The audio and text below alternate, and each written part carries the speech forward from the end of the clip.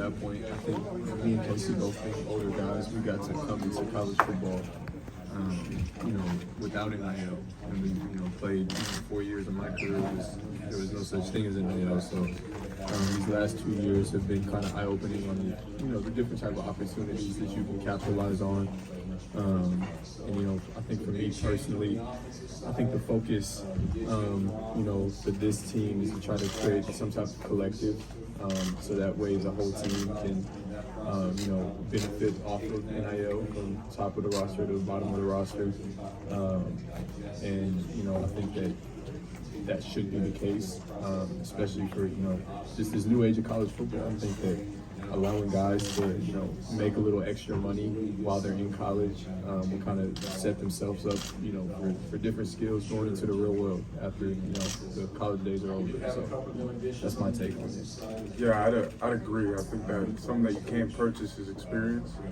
And so I think that NIL has offered a new opportunity for people to adopt a business-like mindset and how they go and perform. And so I think that allowing for that not only and allowing for 19-year-old men and also women in their own perspective of sports, I think that allows for a different outlook of how they perform on and also off the field as well. So I think that's one of the biggest things that allows for maturity, because a lot of everything's through social media day and age, and we're going to a social media world at this point. And so I think that your persona and how you present yourself is a big part of how businesses would like to engage with you in terms of a business aspect. Across the country, we're hearing about collectives that are almost paying salaries, right? $25,000 per athlete. And then you talk to the student athletes like yourself, and it's all about the community. It's all about what you can do, in business and everything. Was it kind of overblown, the idea of you guys all becoming instant millionaires and this windfall that we've seen? Is it for you guys? Is it more about that engagement and like you're saying, kind of the access to business? Yeah, I think it got kind of blown out of proportion. Like everybody thought they were going to get that $1 million deal. Everybody thought if you're worth that, you should go out and get it. That's no more power to you. I think that most importantly for myself, that it allows me to engage with businesses within our community of Boulder and then also Denver, and kind of get the boosters back into the game in terms of support of the university as well. I think to answer your question, the incentive of having a collective type, esque deal just allows for the team to kind of, there's no drop off. Everybody, like I said, top of the roster, bottom of the roster is receiving a certain amount of, money from whatever this collective, entails. And I think that it allows incentive into, you commit as a team to, okay, the community has came up with this amount of money. It's getting into our pockets, but we have to commit to whether that's a showcase at a restaurant or a meet and greet somewhere else. It's allowing us to get involved with them.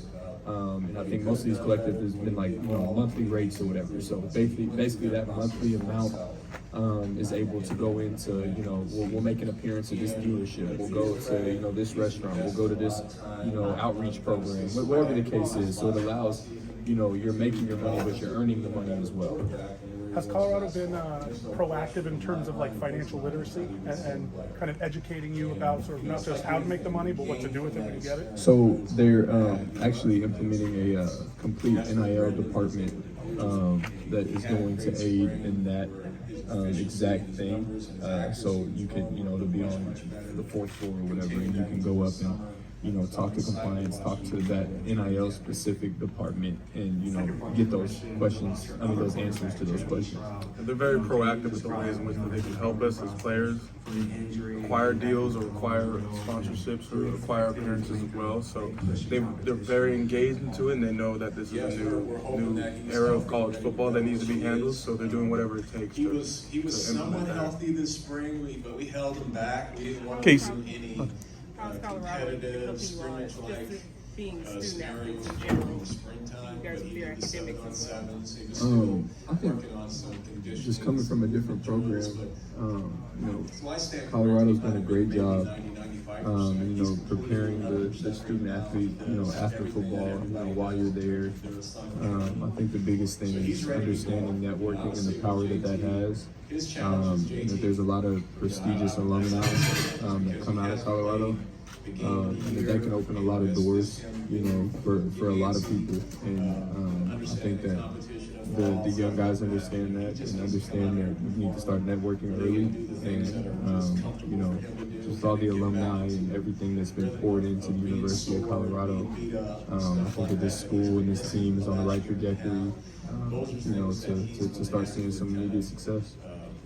I'd agree. I think that Colorado not only prepares you for how to deal with school and how to deal with the adversity that you deal with school as well, but more importantly, it deals with the afterlife and how the alumnus can help you out and how to deal with how to get a job, how to apply for certain things in life that you may need to deal with. So I think that Colorado definitely equips you for certain aspects that are necessary for your later on in your life. Two returning guys that were keeping. 2020 was a great, small year for you guys, a few amount of games, but a lot of talk about what an instant impact with coach and everything. Last year, not so much. You know, how do you kind of regain the momentum that you felt like you built a couple years back? I think it's just, I think you got to reset. I wouldn't even say regain. I would think you got to reset and realize that this is a different team. And I think the work that we put in, you know, this offseason speaks for itself.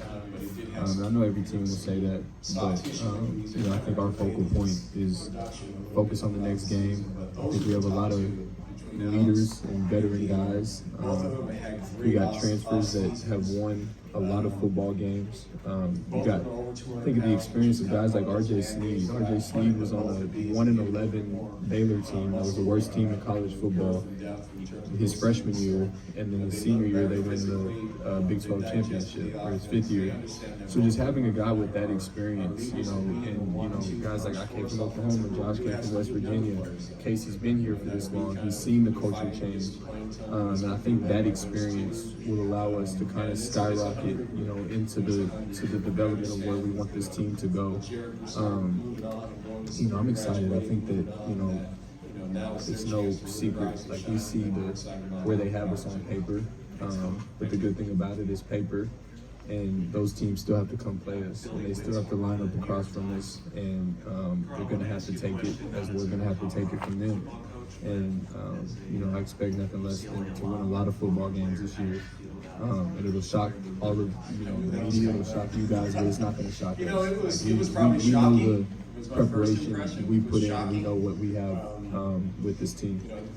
Yeah, I think that this team is hungry. There's a passion that's been growing up there ever since last year. That last year was one of the worst years, and I never want to be a part of another year like that. So I think that that's definitely driven us in this offseason and helped us, motivate us. And so I think that most importantly, the things in the media may come out, but I don't see the media at the workouts that we're in. So nobody knows what's going on behind closed doors. Nobody knows what's going on when the lights aren't on, because that's when real grown men work, when the lights are off. And so that's what I really like to see out of this team. Was there a moment where you felt that reset? You know, was there, you guys kind of look around and say, this feels different? Can you tell me about that moment? Most importantly, I think that this offseason starting in January, and aside from what Rob was saying in terms of the experience that we have brought in, I think that they have brought that work ethic along with them from their respective programs as well. So you got a guy like Tommy Brown coming from Alabama, one of the best programs in the nation. You got a guy from R.J. Sneed coming from Baylor, Rob coming from Oklahoma, Josh coming from West Virginia. Like, at each position, you have somebody who came from a respected program as well. So they brought that talent, that experience that they've seen from that program. So that's definitely helped us. Feels like a new day in terms of the transfer rules and everything. 3-4 years ago, you didn't see anything like this. You guys had to sit out a year. Tell me a little bit about what it's like to welcome people in, like you said, from new programs who, you know, you might know them as some of the best in the country, you might know whatever. What is that process like, kind of incorporating them into what you do? I mean, it's a family aspect. I mean, whenever somebody wants to join the family, they're an essential part of what we need. So having those guys be a part of us, most importantly, and their buy-in and how they buy into us, and I think that's been a part of the culture that's grown. And so the continuity between the guys, and no matter where they come from, regardless of what program they come from, regardless of where they're at in the United States, it's a team that's grown off of continuity. As you enter year 3 of your tenure here with the Bucks, what are some things that maybe you learned about yourself as a head coach, strategically close picked up from them or anything because Yeah, so Carson's at the Bengals right now. I played with Buki. He was at Washington last year, but he's also there. So I had a few conversations with Carson.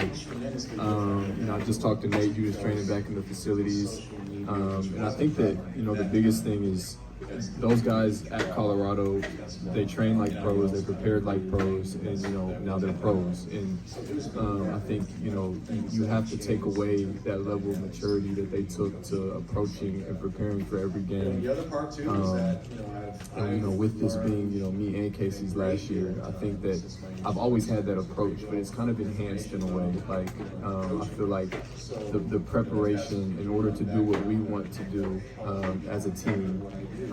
For every player, it has to be enhanced. It has to be spending more hours in the film room. It has to be getting the extra work in.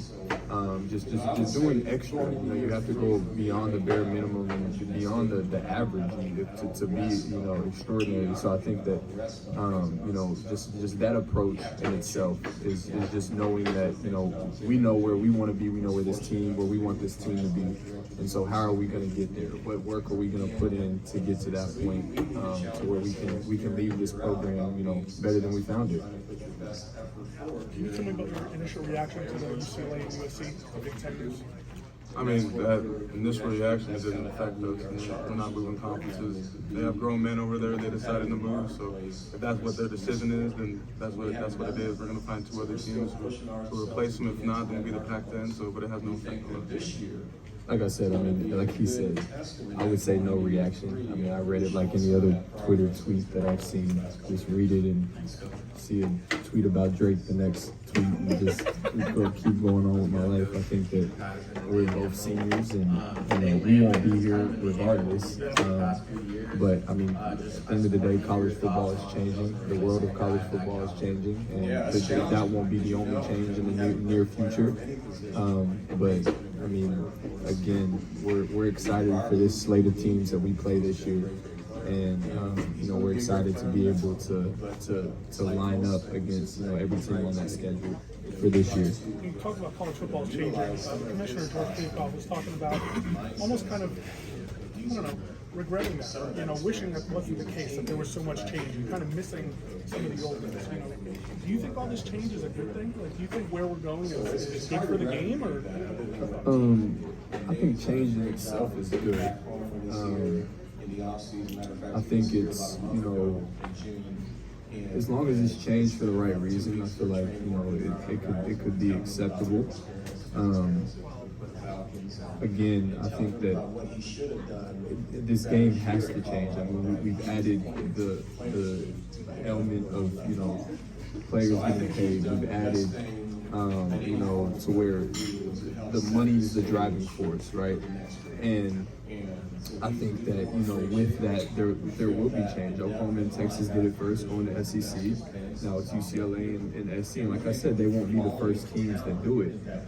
I just think the most important thing is how we handle that change and to make sure that the approach and the focus remains on football. Like at the end of the day, we started playing this game because we love the game. And I think I had a coach tell me that years back, like, don't forget why you started playing the game. You enjoy this game and you love this game, and that's the reason we're here. So we got to keep the focus on football. Like we got to realize that we're young men that are developing ourselves on the field and off the field, and at the end of the day, we truly love the game of football. Gentlemen, with this being your last year playing the game in college, how do you feel about investments? Since you guys are receiving money and stuff like that, what's an important investment going into outside of college life and real world? I think that the aspect of investing at a young age is definitely prominent. I think that's the correct investments, though. So in terms of where the market's at, if you want to talk technical like that, we can talk technical like that. But no, I do think that the importance of investing at a young age and putting your money and learning how to save money in terms of financial literacy. I think that that's one aspect of a lot of teenagers and a lot of young people's lives that hasn't been taught to perfection. And so I think that acquiring those assets and acquiring those skills in order to create some type of wealth or generational wealth is extremely important. Yeah, I think that, with getting put in a different place than our parents and the generation before us, I think that we're getting a larger sum of money early, and it's allowed them to teach us from their mistakes too. Like we're able to, take some of the NIL stuff that we've obtained, and my dad's had conversations, put it in this, put it in, in this thing, or put this aside, and just to make sure you're not leaving college, not taking advantage of this opportunity that we're in right now. When I hear investments, it goes into investing in yourself as well. I think that you have to know how to take care of your mental, and that you're not just, like I said, you're not leaving here not taking advantage of this opportunity, and kind of calming down this process in your mind and using it to your advantage. Whenever I graduate, I want to be able to say that I took full advantage of my last 2 years in that NIL era, and to have something to speak for it. If you were a 16-year-old kid now, just getting recruited, do you think your mindset would be different, knowing that the NIL is a different landscape? I think you said you played your first 4 years where that wasn't a thing in your mind, and now it is. If you could go back and Well, yeah, if I were a kid in this era, like everything is predicated off of my social media presence. So that's already an unfair advantage in itself. Like if you're not psychology behind it, if you're a social kid, you're obviously going to adhere to being on social media, but rather if you're kind of the inclusive type, you're not going to post on social media a lot. So it is kind of predicated off of your social presence and how you operate. But if I were to make a decision based off of NIL subsidies, I don't think that would be wise. I'd rather get a place where I would set myself up for future generations. If I were to get a degree from a university that's predicated off of that, then I would. So I think it would be hard to drive that. Sitting here now, I would say, no, but ultimately, coming out of high school, I was the #1 safety in Texas when I was back playing safety, and I know that would have played a factor into, this whole NIL world, and it probably would have been some type of bidding war almost. And I would hope and pray I would make the right decision in that moment, but again, you have a 16-year-old kid that's still trying to figure out himself. So, to me, that dollar amount would be hard not to look at and be like, okay, I can, go here and make this much. Or I can go to this school and they have a collective where I'm making $30 a year. You know what I mean? So I think that navigating through that, I commend them because I know it's a hard process. But I think again, hopefully, my hopes would be, and when we have future kids, it would be to, go where you can see yourself loving the game of football. Because money, it's gonna sustain you for a while, but the love of the game is what you're gonna have to revert back to at the end of the day. I think the last time there was a college football video game that came out was 2014. Do you guys on the team still play that? Oh yeah, they reboot the old Xbox. Do you guys play? For sure.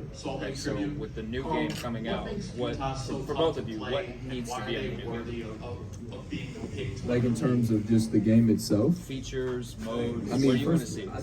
It'll just be amazing to see our names on the back of the jerseys, because for a while you had to do a whole jailbreak just to get the names on the back of the jersey. So I think just an updated roster and seeing these uniforms and just being able to play like the Madden games and just being able to play yourself on a video game would be cool. That's something that our generation, I know the class of 2017, he's 18, but that's something we missed out on. It ended in 14 was the last year. So that's something that we missed out on and never got that experience. So I think that it'll be awesome just seeing us out there on a video game. that's kind of the same thing for myself. If I could just look up and see that I'm playing offensive line, blocking somebody in a video game, that's a dream. So Even though the ratings better be accurate. Give me the 3 highest rated players on this Colorado team. Who would you have? I'm not a 99. I'm disappointed. If my strength isn't like a 97, I'll be quite upset. I'll tell you the 99 speed guys. We would have Daniel Arias would be Daniel Arias. I'd say. Oh my gosh, there's a lot of guys that would be up there. Yeah, I ain't gonna put that on record. Never mind. I'm gonna have him mad at me. Robert, how's the transition been from the 3-4 to the 4-3 defense? It's been good. I think that it complements my attributes well, and as well as I think Coach Wilson has done a great job of putting the guys on our depth chart in a great position to succeed and make plays. Ultimately, his biggest thing is he wants playmakers, not play managers, and you have to have more playmakers and play managers. And I think a year ago today, where we lacked was turnovers, where we lacked was getting to the football. Kind of putting more athletes on the field allows us to do just that. The game is won and lost in the trenches, and when you're able to have a D-line constantly getting after the quarterback, flustering him, making him uncomfortable, it allows the secondary, the linebackers to go make those plays that can change games. But it starts up front, and I think that he's put a lot of work into developing that front to be successful in this conference. Coach was saying that Brendan came in at the end of the season. He watched every game back and had notes of his own on things that he wanted to improve on. I guess as you look at him, as you work with him, how is he as a worker outside of practice? Brendan is a leader. He's a mentor for the younger guys, and he's also one of the mentors that we look up to. He's on our leadership council. He's one of our prominent captains as well. And his play on the field is predicated off of my play and the other 5 guys. So for him to look down on himself and think that he wasn't as great as he should be, that makes me want to work harder for him so he could succeed. So when a lot of people look at him and think that he wasn't as great as what he could have been, you got to look at the offensive line first to see how they're working, and then you can dictate how he plays. Just to piggyback off of that, just on the defensive standpoint, what I love about B. Lou is every single day he's trying to improve something in his game, and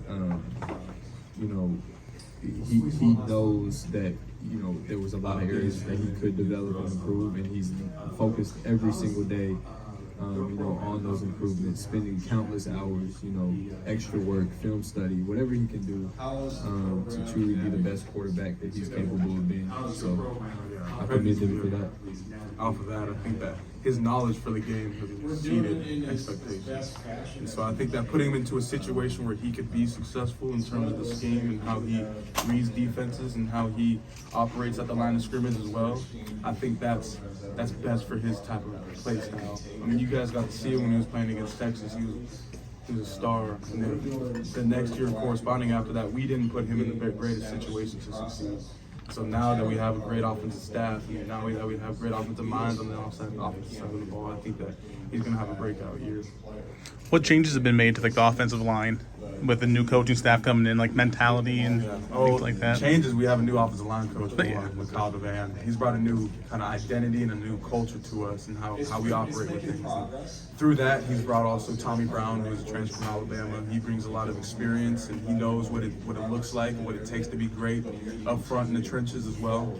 And so I think that the guys have bought in, guys like Noah Fensky, Austin Johnson, Frank Phillip, and Jake Wiley. Those guys have bought into the process. A lot of people look at the last year's season. Well, Frank was hurt. He didn't really have the opportunities to get back and get right and get healthy. And so I think that being healthy up front is and having depth, most importantly, is very essential for this year. How special is the bond amongst all the seniors, knowing everything that you guys are about to go through, COVID, different coaches? What's that bond like? I mean, I would just speak to, like I said, I've only been with this senior class for 2 years now, or a year now. But I think just the workhorse mentality, I think this is a senior class that, we all have something riding on this season. And, the ultimate goal, like I said, is to lead this program, going in the right trajectory in terms of, the standard. And I think that we've implemented a new standard, and that standard has definitely been received by this younger class and everybody under that senior class. And I think guys are starting to feel a little uncomfortable, in terms of we've gotten to the point where we can now wean out anybody that's not committed to that standard. And I think that that's the first part of changing a culture, is creating a standard, you live by that standard, and the freshman class knows that this is the standard to uphold. So I think that, again, I think the work ethic side of the senior class is what stands out to me. He's been with them since freshman year, but just in the last 2 years, we're night and day from where we were last year to where we are now. Yeah, to piggyback off of that, I think that a lot of people are riding on the last season that they want to do, and I think that's been a huge factor in terms of the motivation, in terms of the aspects of how we operate and how we approach every single day. So this is our life, this is our business, and we dedicate everything that we have into this. And this senior class is hungry. It's been starving for something. So now that we have the right tools for it, we have the right coaches, we have the right people around in our organization as well who want us to win, who want us to strive to be victorious. I think that's the most essential part of everything. So we're ready for it, and we're starving for that, we're itching for that, and we're ready for it. What's been like a favorite class of you guys during your time in Colorado? Class? In terms of like in the classroom? Yeah.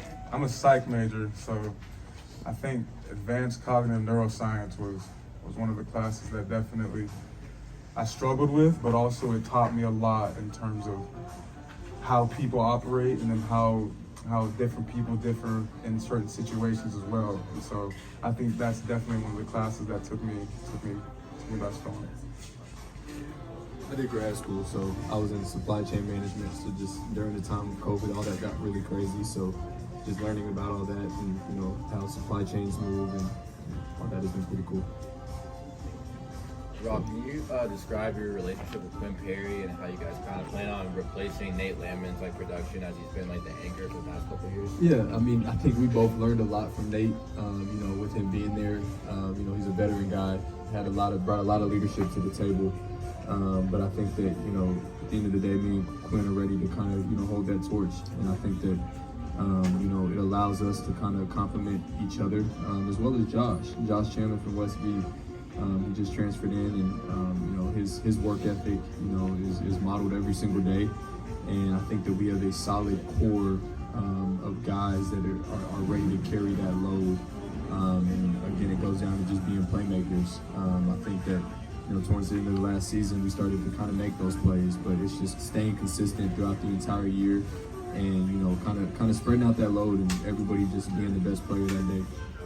Can you guys name a couple players on the team that's kind of flown under the radar that people don't know about, but they'll learn about them in the season?